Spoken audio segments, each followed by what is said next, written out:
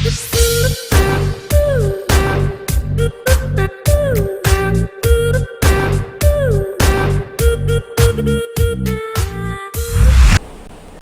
selamat pagi, selamat berjumpa, salam sehat buat kita semua dimanapun kita berada pada saat ini.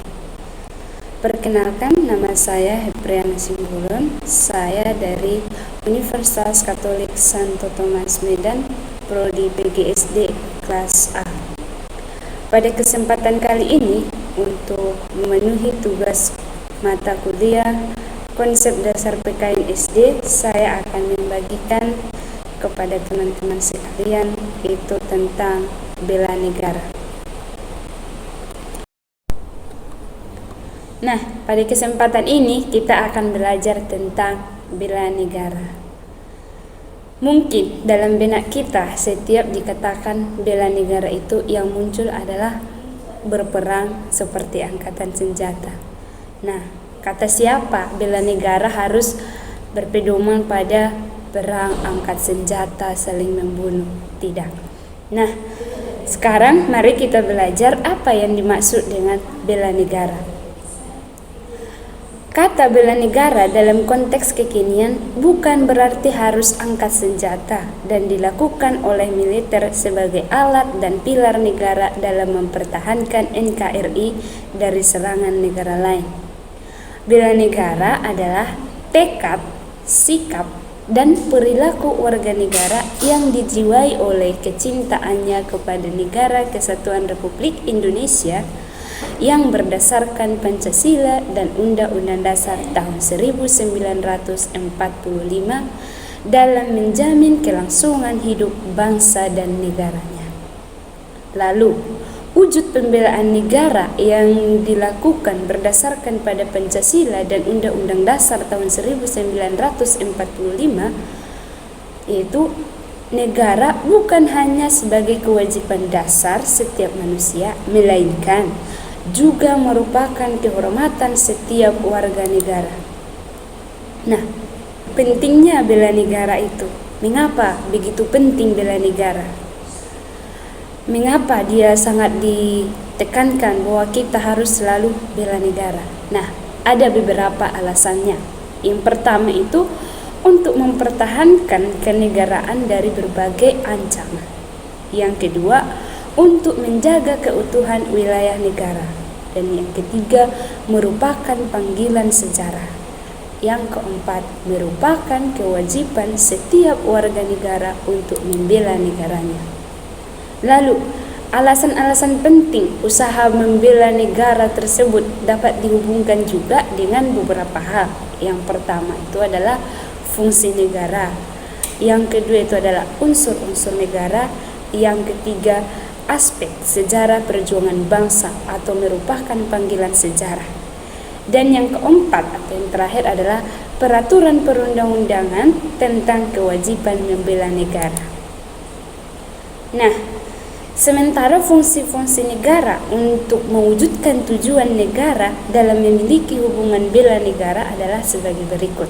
Yang pertama, itu adalah fungsi pertahanan.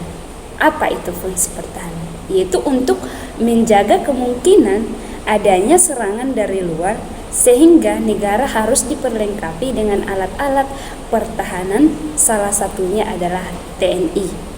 Nah, yang kedua, fungsi keamanan atau ketertiban. Apa fungsinya? Yaitu dapat menjaga ketertiban untuk mewujudkan keamanan, kelancaran, dan ketentraman dalam masyarakat serta mencegah terjadinya bentrokan-bentrokan antara kelompok. Lalu yang ketiga itu mengusahakan kesejahteraan dan kemakmuran bagi seluruh masyarakat. Dan yang terakhir adalah menegakkan keadilan yang dilaksanakan dan melakukan badan-badan pengadilan. Lalu, hubungan bela negara dengan unsur-unsur negara itu apa? Nah, apa hubungan bela negara dengan unsur-unsur negara? Kita bisa melihat yang pertama adalah unsur penduduk atau dalam arti warga negara. Warga negara merupakan unsur pendukung dalam penyelenggaraan pertahanan dan keamanan negara. Warga negara atau dalam posisinya masing-masing memiliki peranan penting dalam menjaga dan mempertahankan kedaulatan negara serta keutuhan wilayah negara dari berbagai ancaman. Lalu unsur yang kedua itu apa? Unsur pemerintahan yang berdaulat. Apa yang dimaksud dengan unsur pemerintahan yang berdaulat? Yaitu pemerintahan yang berdaulat memiliki posisi sangat penting baik sebagai penentu kebijakan maupun sebagai pelaksana kebijakan. Nah, yang ketiga itu adalah unsur wilayah. Wilayah merupakan wadah, alat, dan kondisi suatu untuk berlangsungnya penyelenggaraan upaya pembelaan negara. Lalu yang keempat itu adalah pengakuan oleh negara lain. Nah, maka jangan tanyakan apa yang tanah air berikan kepadamu, tetapi tanyakanlah pada dirimu, apa yang dapat aku berikan untuk tanah airku atau negaraku. Nah, sekarang hubungan bela negara dengan peraturan perundang-undangan itu ada 3. Yang pertama adalah landasan ideal, landasan konstitusional, dan landasan struktural. Nah, landasan ideal yaitu mengenai upaya pembelaan negara merupakan Pancasila.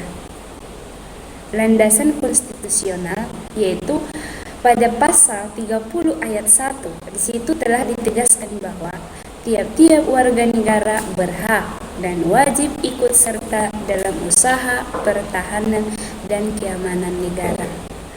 Lalu pada pasal 30 ayat 2 juga disebutkan bahwa usaha pertahanan dan keamanan negara dilaksanakan melalui sistem pertahanan dan keamanan rakyat semesta oleh TNI dan Polri sebagai kekuatan utama dan rakyat sebagai kekuatan pendukung. Yang ketiga, landasan struktural, yaitu ketetapan Majelis Permusyawaratan Rakyat TAP MPR nomor 8/20 tentang peran Tentara Nasional Indonesia dan peranan Kepolisian Negara Indonesia. Lalu bentuk-bentuk bela negara yaitu ada 2. Yang pertama adalah bela negara secara fisik dan yang kedua itu adalah bela negara secara non fisik. Nah, bela negara secara fisik contohnya apa? Contohnya itu adalah pelatihan dasar militer. Itu usaha untuk membantu TNI dan Polri dalam menjaga keamanan dan ketertiban negara. Yang kedua, mengabdikan diri sebagai prajurit TNI dan Polri. Sesuai dengan Undang-Undang tahun 1945 pasal 30 ayat 1-5 bahwa TNI dan Polri adalah komponen utama sistem pertahanan negara dan keamanan masyarakat. Lalu, bela negara secara non-fisik itu apa? Nah, di Undang-Undang Nomor 3 tahun 2002 yaitu pasal 9 ayat 2 mengatakan bahwa melalui pendidikan kewarganegaraan. Yang kedua, pengabdian sesuai dengan profesinya masing-masing. Yang ketiga, meningkatkan kesadaran berbangsa dan bernegara secara menghargai perbedaan pendapat dan tidak memaksakan kehendak kepada orang lain. Bisa juga berperan serta dalam memajukan bangsa dan negara dengan karya nyata. Nah, sekarang kesimpulan dari pelajaran kita hari ini yaitu tentang bela negara tadi. Bela negara adalah sikap dan perilaku warga negara yang dijiwai oleh kecintaannya kepada NKRI berdasarkan Pancasila dan Undang-Undang Dasar tahun 1945 dalam menjalin kelangsungan hidup bangsa dan negara yang seutuhnya. Kemerdekaan yang telah kita miliki harus dijaga dan dipertahankan. Nah, tugas generasi muda pada saat ini adalah mengisi kemerdekaan ini dengan memberikan kontribusi dalam bentuk apapun. Sebagai mahasiswa rajin belajar, ikut aturan, dan sebagai pelajar juga memberikan hak-hak yang wajib dia berikan. Nah, sebab meskipun bangsa Indonesia telah merdeka, bukan berarti terlepas dari segala bentuk ancaman, tantangan, hambatan, dan gangguan dari yang lain. Nah, oleh karena itu, kita sebagai warga negara harus menjaga keutuhan bangsa dan membela negara dari masalah-masalah apapun. Nah, cukup sekian dan terima kasih pada belajar kita pada hari ini. Semoga bermanfaat untuk kita semua. Sekian dan terima kasih.